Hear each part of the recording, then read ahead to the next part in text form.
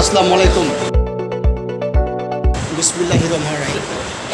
এখানে বাংলাদেশ মুসলিম লীগ আয়োজিত আজকের আলোচনা হচ্ছে জাতীয় কবি কাজী নজরুল ইসলামের ১২৫তম জন্মবার্ষিকী।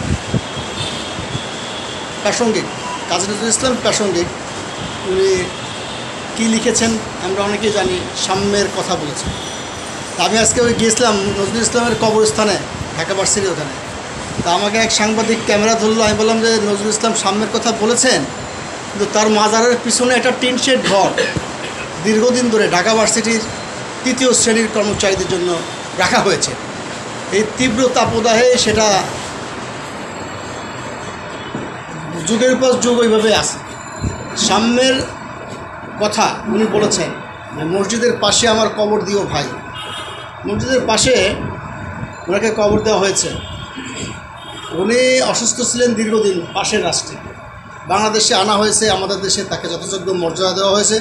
উনি নির্বাক হয়ে যাওয়ার পরেও কিন্তু আমরা অনেক কিছু ইঙ্গিত পাই, কথা না বললেও নীরবতা অনেক ইঙ্গিত দেয়।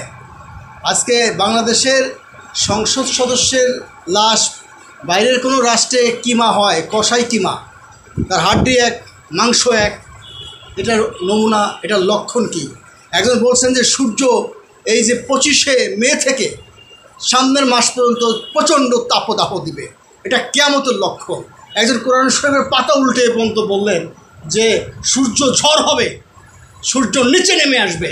এগুলো সব কিয়ামতের লক্ষণ। বাংলাদেশের সংসদ সদস্যের লাশ বাইরের রাষ্ট্রে যে কিমা হয়, এটা বাংলাদেশের জন্য লজ্জাস্কর। এখন বাংলাদেশের শান্তি মিশনে হুমকির মধ্যে পড়েছে। যদি প্রমাণ করতে না পারেন যে আমরা করাপ্টেড না, তাহলে বাংলাদেশের শান্তি মিশন ক্যান্সেল হয়ে যাবে। এখন বাংলাদেশটা একটি রাষ্ট্র, এই রাষ্ট্রে হিন্দু, মুসলমান, খ্রিস্টান, বৌদ্ধ, জৈন বাস করে। এখানে আওয়ামী লীগ, বিএনপি, জাতীয় পার্টি আরও অনেক দল আছে বাস করে, কিন্তু সবাই কি সহ অবস্থান করতে পারে? আজকে মুসলিম লীগের অফিসে আছি, মুসলিম লীগের নিজস্ব অফিস কোথায়? শাহবাগে বেদখল হয়ে আছে। এদেশে কি ন্যায় বিচার আছে নাকি? একটা কথা আছে যে আজকে মুসলিম লীগ একটি ঐতিহ্যবাহী রাজনৈতিক দল, মানে সর্বপ্রথম বাংলাদেশে মুসলিম লীগ একটা প্রাচীন রাজনৈতিক দল। তার রাজনৈতিক দলকে রাষ্ট্রীয়ভাবে সম্মান দেখানো উচিত।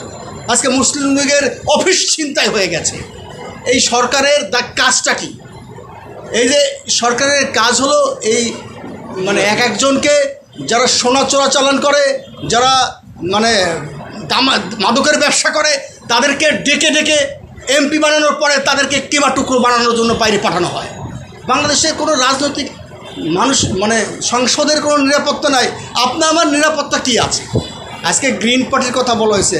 আমরা বহু আগে বলছি অনেক গাছ লাগান বলে, অনেকে ফেসবুকেই নাকি গাছ লাগাই ফেলছে কয়েক হাজার, কিন্তু গাছ লাগানো হয়নি। আজকে বৈশ্বিক উষ্ণতাপ, এই খরতাপের মধ্যে আজকে গাছ লাগালে 5 বছর পরে রেজাল্ট পাবেন। আর বজ্রপাতে গত সপ্তাহে 5টা বিভাগে 13 জন মানুষ বজ্রপাতে মারা গেছে। একজন বৃদ্ধ বলেছেন, বৃদ্ধ না মানে বৃদ্ধ হতে যাচ্ছেন, বলেছেন ভাই তাল গাছ লাগালে তো ফল খেয়ে যেতে পারবো না। ফল খাওয়ার আশায় যদি তাল গাছ লাগান তাহলে যে কোশ্চিনকালেও আপনি ফল খেতে পারবেন না। আপনার আগামী প্রজন্মের জন্য আপনার তাল গাছ লাগাতে হবে। তো বাংলাদেশের রাজনীতি হচ্ছে একটা তাল গাছ। এই বজ্রপাত নিধন করতে হলে, প্রতিরোধ করতে হলে এখন যে সরকারি বজ্রপাতগুলি চলে, যেখানে রাষ্ট্রীয়ভাবে আপনাকে দমন পীড়নের মধ্যে রাখা হয়েছে, আর জোরে কথা বললে বলবে যে আসতে বলেন, এখানে নানান রকম আইসিটি অ্যাক্ট দিয়ে ধরবার চেষ্টা করবেন। আপনার দলে আপনি যারা সরকার গঠন করেছেন, সে দলের মধ্যে শস্যের মধ্যে ভূত আছে, সেইগুলো বার করেন, গলা ধাক্কা দিয়ে বের করেন। আপনি রাজনীতি করেন, দেশের ক্ষমতায় আসেন, আগামী 100 বছর ধরে থাকেন, আমাদের ঘরে ক্ষমতার দরকার নাই। মানে আপনি যখন অনিয়ম করবেন, আপনি যখন অন্যায় করবেন, আপনি যখন অপশাসন করবেন, আপনাকে গলা ধাক্কা দিয়ে বের করে দেওয়া হবে। এটা আমি বের করব না, প্রকৃতি প্রতিশোধ নেওয়া শুরু করে দিয়েছে। তো আজকের এই আলোচনায় অনেক কথা বলার আছেন। অনেকেই বলবেন নজরুলের এই জন্মবার্ষিকীতে নজরুল কেন প্রাসঙ্গিক, এই জন্যই বললাম নজরুল সাম্যের কথা বলেছে, কিন্তু বাংলাদেশে কোথাও কোনো সমতা নাই, তাই এই সাম্যের জন্য গ্রিন পার্টি কাজ করছে, মুসলিম লীগ কাজ করছে। আর ভাই সোজা পথে যদি চলেন তাহলে আমাদের আঙ্গুল আমরা বাঁকা করব না, আর যদি সোজা আঙ্গুলে ঘি না ওঠে তাহলে আমরা আঙ্গুল ব্যাখ্যা করব। সবাই ভালো থাকবেন এবং ভালোর সঙ্গে থাকবেন, এবং যেটা করার দরকার, যেটা শোনার দরকার, যেটা প্রাসঙ্গিক সে বিষয়ে কথা বলেন। তলে তলে ডুব দিয়ে থাকবেন না। অনেকে আছে অনেক সম্মানী, অনেক সাহিত্যিক, অনেক রাজনীতিবিদ, অনেক জ্ঞানী গুণী, কিন্তু ভাজে ভাজে চলেন, পিঠ বাঁচায় চলেন, পিঠ কিন্তু শেষমেশ বাঁচাতে পারবেন না।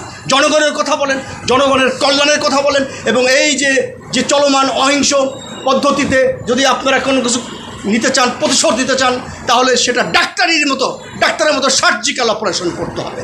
বাট অন্যায়ের বিরুদ্ধে রুখে দেওয়ার জন্য সবাই যদি ঐক্যবদ্ধ না হতে পারে, তাহলে হারিকেন কেন, বিজলি বাতি দিয়েও কিন্তু খুঁজে পাবেন না তাদেরকে। ধন্যবাদ সবাইকে। আসসালামু আলাইকুম।